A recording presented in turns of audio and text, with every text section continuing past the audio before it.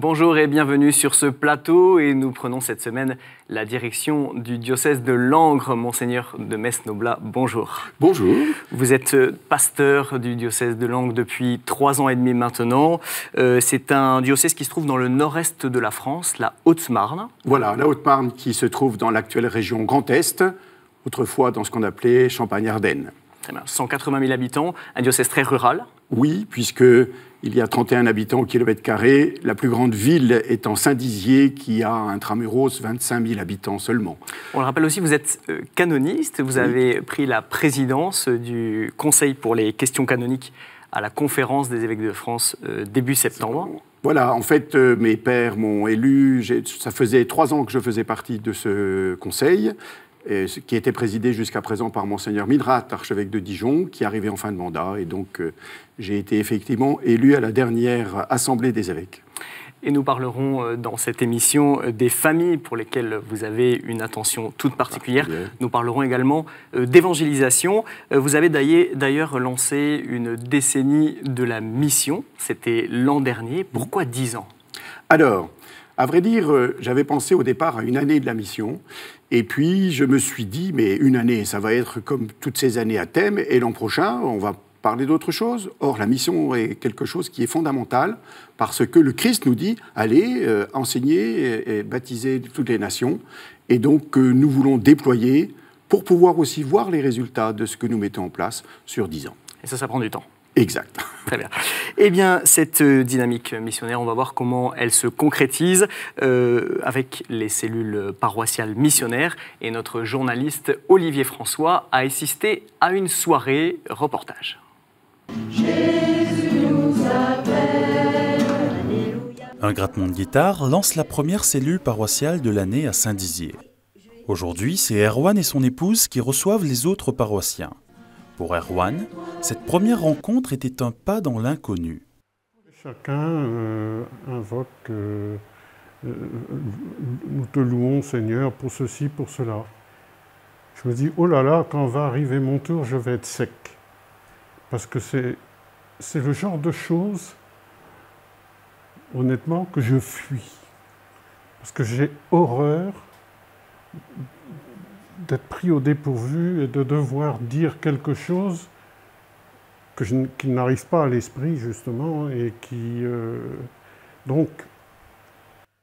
Pourtant, la suite de la soirée se passera un peu mieux. À la fin de la cellule, j'étais quand même plus à l'aise face aux personnes qui composaient la cellule, donc j'arrivais peut-être plus à m'exprimer. Les cellules paroissiales sont un lieu de rencontre et de partage. Chaque participant est touché à sa façon par ces temps de prière qui ont lieu chaque semaine. Ce que j'aime dans les cellules, c'est que finalement, un temps fort en semaine va permettre de retrouver un axe de prière au quotidien, comme la louange qui va devenir quotidienne, mais aussi ce compagnonnage avec l'Esprit Saint. Et c'est vrai que pour moi, les cellules m'ont vraiment permis de découvrir que l'Esprit Saint habitait vraiment au cœur de ma vie, qu'il était un ami, que je pouvais l'invoquer au quotidien, lui parler, lui demander sa lumière. Les cellules, c'est un lieu privilégié où on se sent bien et on sait que l'Esprit travaille en nous, on le prie, on le chante. Ça nous apporte que du bonheur, de la joie qui met en nous et puis qu'on peut transmettre aux autres. On tisse des liens, quoi. Et on apprend à se connaître comme ça, quoi, parce que chacun libère et délivre un petit message à chaque fois. Et donc on se connaît ainsi, quoi. Après on prie chez nous les uns pour les autres. Et pour moi c'est vraiment une grande force. Ça m'aide à vivre au quotidien. Et je sais que je suis entourée de cette communion de prière. Et vraiment c'est très beau, quoi. Pour le curé de Saint-Dizier, ces rencontres donnent l'opportunité à ses paroissiens de se recentrer sur le Christ tout en s'ouvrant à son prochain. C'est pas facile, n'est-ce pas, de se réunir chaque semaine, une fois la semaine, et de chercher un peu à aller vers les autres et à accueillir aussi les autres. C'est pas facile, hein. Mais ceux qui font déjà partie, je pense que là, ils sont vraiment convaincus de la mission évangélique, d'aller vers les autres et d'accueillir les autres. Là, on sent vraiment l'aspect missionnaire de ce groupe. Cette exigence, c'est vrai, mais quand on y accepte de tout cœur, je pense que là, on travaille pour le bon Dieu. Les cellules paroissiales missionnaires ont débuté en Italie en 1987 et en France au début des années 90. À Langres, elles portent la même mission, être un lieu d'accueil paroissial permanent pour l'évangélisation. Monseigneur, le pape François parle beaucoup de conversion pastorale pour faire des disciples missionnaires. Est-ce que c'est bien là l'objectif de cette décennie de la mission dans votre diocèse? Alors, j'ai été impressionné en 2015, j'avais participé à un colloque à Fontainebleau sur les cellules paroissiales d'évangélisation, sous la houlette du père José Antonini, qui est le curé de Fontainebleau. Et ce qui m'a impressionné, c'est la qualité missionnaire des personnes, avec ce désir de porter concrètement l'évangile à son voisin. Et en constituant ainsi des cellules de quartier ou de village, il y a cette volonté que mon voisin ne soit pas simplement celui qui, s'il le veut, s'il en fait déjà la démarche, à qui on pourrait parler du Christ, mais bien avoir cette audace de dire à frais nouveaux la foi qui nous habite. Sentez-vous les paroisses réceptives? Alors, il y a des paroisses qui sont très réceptives et spontanément, je pense par exemple dans le secteur de Langres, il y a déjà 3 équipes qui vont se mettre en place. Chalindrey a l'intention, lorsque nous avons lancé le mouvement en octobre dernier, il y a eu bien sûr quelques réserves, forcément, certains se disant « mais est-ce que ça n'est pas d'abord pour la ville? Est-ce que nous, en campagne, nous y réussirons ?» Et puis, d'autres qui disent « mais après tout, essayons ». Et c'est vrai que c'est là qu'il y a quelque chose d'intéressant, parce que nous avons des fidèles qui sont impliqués généreusement dans la vie de l'Église, mais qui sentent une certaine fatigue, et à travers cette constitution des cellules paroissiales d'évangélisation, ils retrouvent un élan, et tant mieux. Pourquoi cette fatigue?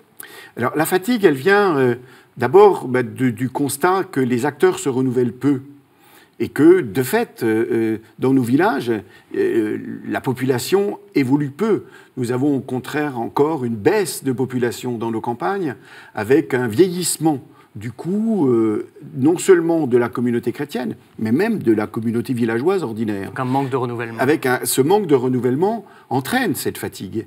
Et avec une nouvelle manière de vivre l'implication, alors il y a un élan qui se vit, et du coup aussi quelque chose qui va intéresser, y compris les plus jeunes générations.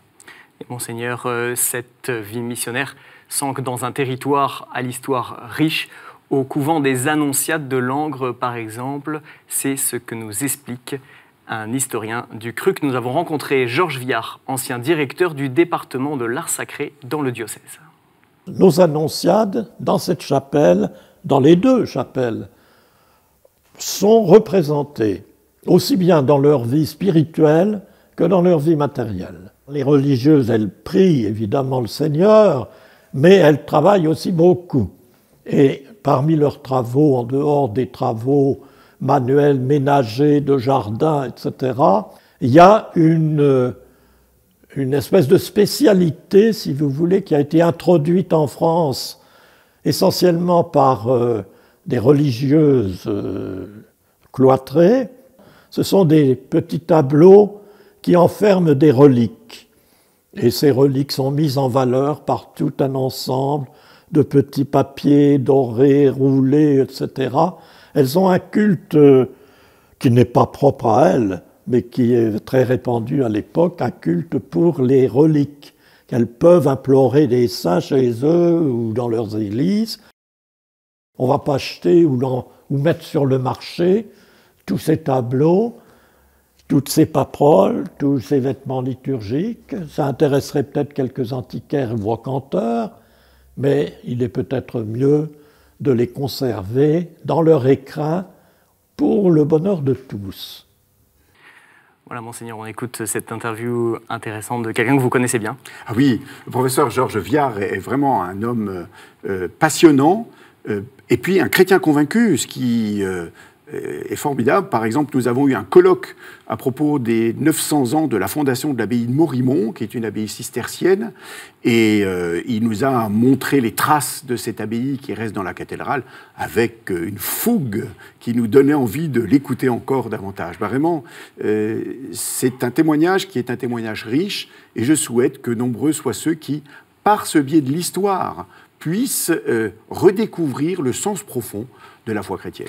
Par le biais de l'histoire, par le biais de la culture également, c'est une porte d'entrée importante pour l'évangélisation. Il me semble que c'est un lieu privilégié. Et alors, nous avons des éléments de culture. Il y a en Haute-Marne beaucoup d'interventions historiques qui existent. Or, nous savons le passé chrétien, et justement, pour que ce passé ne soit pas simplement quelque chose dans l'ordre du musée, mais bien de faire redécouvrir l'actualité, la culture est un lieu privilégié.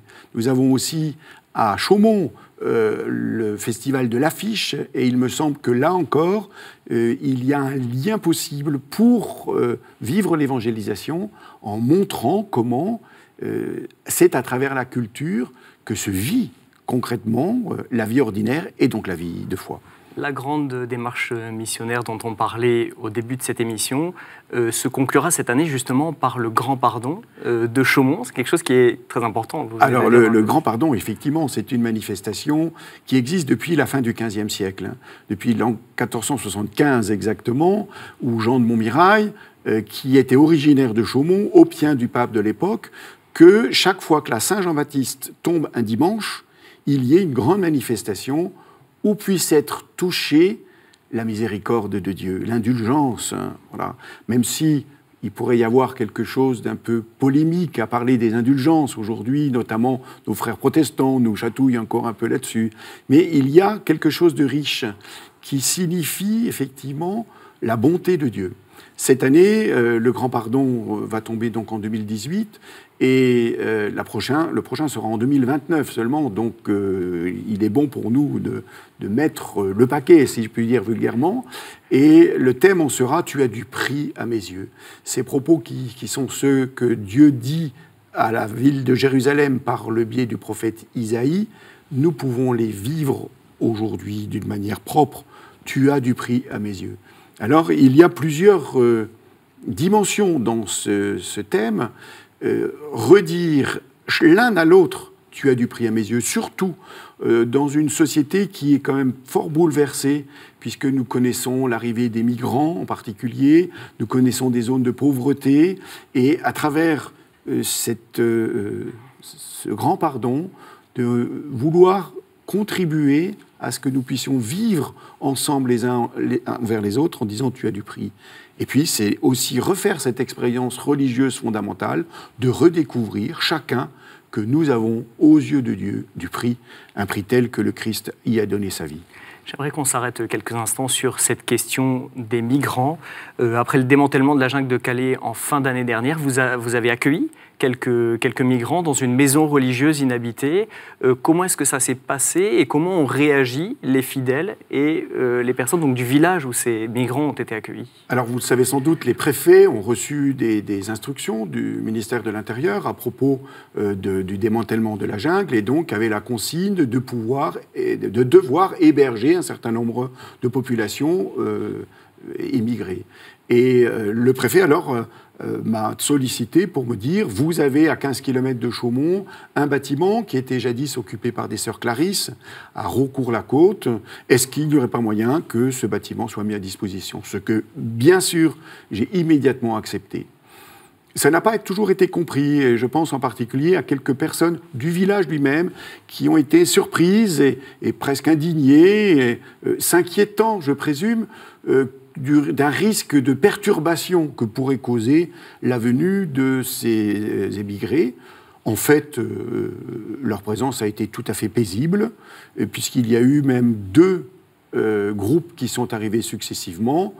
Et puis, le préfet actuel a préféré trouver une autre solution. L'inconvénient de ce couvent, c'est qu'il était à 15 km de Chaumont, et donc pour faire des démarches administratives, c'était plus difficile. Et du coup, il y a eu un rapatriement sur la ville de Langres, où à l'heure actuelle, il y a encore, dans une ancienne clinique, une vingtaine, je crois, de personnes immigrées qui sont là. Comment réagissent vos fidèles? Eh bien, en fait, les fidèles même... ça divise parfois même au sein de l'Église catholique. Mais, alors, je n'ai pas eu directement, je n'ai eu aucune attaque directe, donc ce qui veut dire que les fidèles ont compris qu'il s'agissait bien de pourvoir à une situation d'urgence. Et on ne peut pas laisser des gens à la rue. Hein. Alors nous avions aussi eu une autre initiative, là sur Langres même, où des familles irakiennes ont été hébergées au presbytère et dans des locaux qui appartiennent à l'évêché. Des familles chrétiennes? Des familles chrétiennes, là, qui ont été soutenues par la communauté chrétienne. Monseigneur, vous parlez des familles, c'est justement l'objet de la prochaine partie de notre émission. On en parlait en introduction, l'attention aux couples et aux familles fait partie de vos priorités pastorales.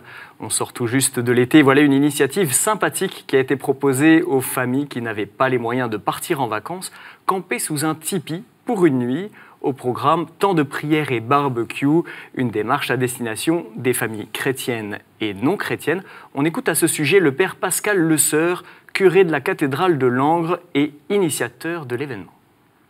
Avec les prêtres, nous souhaitions que notre maison soit, parce qu'elle est bien située, on est en même temps au calme, et soit un lieu d'accueil. Et aussi, on trouvait que c'était un beau signe de ce travail en partenariat avec le Secours catholique, qui permettait aussi de donner un autre visage d'église, une église en même temps qui a le souci d'accueillir ceux qui n'y vont pas, et puis aussi d'être un pont, on pourrait dire, entre les quartiers nouveaux de Langres et la vieille ville. Et je crois que c'est bien la mission des chrétiens d'entrer en relation, de chercher à aller vers des gens qui ne viendraient jamais, sinon dans nos communautés. Ça fait partie du message du Christ d'accueillir les plus petits. Et je trouve que par ce biais, on reste vraiment une église ouverte et une église qui sait accueillir. Je trouve que c'est là qu'on doit être présent pour toutes les personnes en marge, pour tous les enfants qui ont besoin parfois de s'évader un petit peu de leur quotidien. Accueillir des familles qui ne sont pas dans l'église, c'est là vraiment l'objectif, l'enjeu principal. C'est-à-dire que la charité n'est pas réservée aux membres stricts de l'Église. Enfin, le Christ n'a pas dit « vous ferez la distinction entre les bons et les mauvais, les bons, ça serait ceux qui seraient baptisés, et les mauvais, ça serait les autres ». Non, justement, nous ne sommes pas une secte. Et à travers cet élan de charité, il y a l'expression même de l'amour de Dieu pour tous les êtres humains. Et pas simplement pour quelques privilégiés, même si ça peut être une tentation qui nous habite, hein, de rester entre soi. Or, à travers cette expression concrète de la charité vis-à-vis des familles, en témoignant de l'amour de Dieu, nous permettons aussi à ces familles de découvrir cet amour et du coup d'entendre l'Évangile. Comment est-ce que je peux savoir que Dieu m'aime si personne ne m'aime? Et là, je trouve que dans cette initiative, il y a cette richesse concrète d'un témoignage patient, modeste, parce que vous voyez que c'est simplement un tipi, et puis quelques activités pour les enfants, mais aussi un intérêt pour ce que vivent profondément ces familles, notamment les plus démunis, mais pas uniquement. Hein. Et à travers cette charité de Dieu, il y a une expression qui rejoint tout à fait la décennie missionnaire, car l'annonce de l'Évangile n'est pas uniquement par la parole, elle est aussi et d'abord en actes. Nous le voyons bien, comme Mère Teresa a fait, par les actes. Donc, et ensuite, à travers la charité, la fraternité, l'annonce de l'Évangile. Et bien voilà, tout se tient. Monseigneur, quels sont vos points d'attention pour les familles de votre diocèse? Alors, j'ai régulièrement, mais ce n'est pas propre au diocèse, la question qui touche la déstructuration des familles, et en particulier les drames que connaissent les familles qui sont amenées à contrainte au divorce. Et en particulier, j'ai des sollicitations à propos des personnes qui voudraient retrouver un équilibre de vie. Et nous allons, avec le service diocésain de pastoral des familles, relancer un groupe de réflexion pour les personnes, notamment divorcées et remariées, et à travers ce groupe de réflexion, permettre d'avancer finalement dans la vie spirituelle de ces personnes. C'est un des fruits du synode sur la famille. C'est bien sûr un des fruits du synode de la famille, bien sûr. Il y a eu l'exhortation à Maurice Laetitia, qui est l'élan donné à la suite de ce synode. Et nous allons la reprendre à frais nouveaux encore, grâce à un couple de diacres qui sont maintenant responsables du service diocésain de pastoral familial. Quelles sont les souffrances de ces familles que vous rencontrez sur le territoire de la Haute-Marne? Qu'est-ce que vous voyez très concrètement? Alors, les souffrances sont diverses. Vous avez d'abord une impression de stigmatisation pour certains. Ils ont l'impression d'être marginalisés. Rejetés. Oui, parfois rejetés. Voilà, ça. Et donc, un désir de pouvoir participer ordinairement à la vie de la communauté chrétienne. Et à nous de trouver les moyens les plus justes qui, à la fois, respectent ce que le Christ dit de la valeur du mariage, parce que le Christ nous appelle à quelque chose de fort, hein, mais aussi qui tiennent compte de la réalité des situations, de manière à ce que ces personnes puissent, mais déjà le pape Jean-Paul II en parlait dans l'exhortation sur la famille de 1981, puissent avoir leur part dans la vie ecclésiale. Comment les familles chrétiennes peuvent aider en ce sens? Je crois qu'elles le peuvent d'abord en trouvant les mots justes pour éviter ce sentiment de ségrégation ou de discrimination mauvaise. Car il y a des discriminations qui peuvent être bonnes. Mais là, de ne pas tomber dans une forme d'injustice, si vous voulez, ou d'un jugement de haut. D'ailleurs, aujourd'hui, quelle est la famille qui peut se dire à l'abri des épreuves et des tourments? Malheureusement, nous sommes dans une société où rien n'est fait de particulier pour que les familles puissent vivre d'une manière un peu stable et constructive, malgré bien, les inévitables tensions, parce que toute famille connaît des tensions. Et donc là, il y a, me semble-t-il, dans l'accompagnement et l'écoute, une richesse qui permet alors de redécouvrir ce que nous disions à propos du grand pardon. Tu as du prix à mes yeux. On le voyait en introduction, votre diocèse est très rural. Ça aussi, c'est un des défis pour l'Église de pouvoir rejoindre ces familles dans une population très dispersée. Alors, je disais volontiers il y a quelques années que être un jeune chrétien en campagne, c'était héroïque. Quelqu'un m'a dit, vous savez, être un jeune tout court, c'est héroïque. De fait, les jeunes générations qui font partie, parce que la vie familiale, c'est l'ensemble des générations, les jeunes générations ont du mal aujourd'hui à avoir leur plein dynamisme en campagne. Et alors, de ce côté-là, nous avons cette chance qu'il va bientôt y avoir les Journées mondiales de la jeunesse à Panama. Et puis, nous allons avoir, dans 2 ans, une année sur la jeunesse, plus particulièrement, pour pouvoir aider aussi les jeunes générations à prendre leur place avec richesse. Il y a le synode des jeunes. Et il y a le synode des jeunes, effectivement, qui avance bientôt. Oui, tout à fait. Monseigneur, un dernier mot pour conclure cette émission. Un dernier mot? Eh bien, je vais reprendre peut-être ma devise. Je ne sais pas si vous savez quelle est ma devise. Confiance. Voilà, ma devise, c'est garder confiance. Le Christ dit dans l'Évangile selon saint Jean, « Dans ce monde, vous trouverez la détresse, mais gardez confiance. J'ai vaincu le monde. » Et je crois que c'est cela qui nous habite. Et pour ma part, ma manière d'annoncer l'Évangile est la proximité auprès des fidèles. J'étais encore, par exemple, il y a quelques jours, dans le petit village de Hacourt, 50 habitants, honoré d'avoir l'évêque qui vient au plus proche. Et c'est comme ça que l'Église peut vivre sa mission évangélisatrice, c'est en signifiant la tendresse de Dieu pour chacun. Et c'est sur ces paroles de confiance que l'on se quitte, Monseigneur. Merci de nous avoir rejoints donc, sur ce plateau. Et puis, pour tous ceux qui veulent suivre l'actualité du diocèse de Langres, notamment cette décennie de la mission dont on a beaucoup parlé, savoir ce qui vous est proposé ou comment vous engager, rendez-vous sur le site internet du diocèse qui s'affiche sur vos écrans. Et puis, bien sûr, vous pouvez revoir cette émission sur le site de KTO et la partager sur les réseaux sociaux.